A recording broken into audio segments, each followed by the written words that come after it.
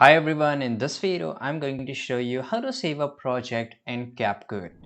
So for example, this is the timeline and this is a project of mine here and I just want to save it. So how you can save it? If I just go to menu bar, there's a no option to save anywhere, right? Because the save option doesn't exist in CapCut. Yep, this is the real truth. So how I can save my project in between?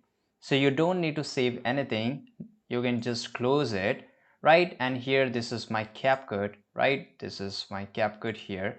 And if I just want to open it up, you can just click on this and it will get automatically opened in just few seconds where you have left.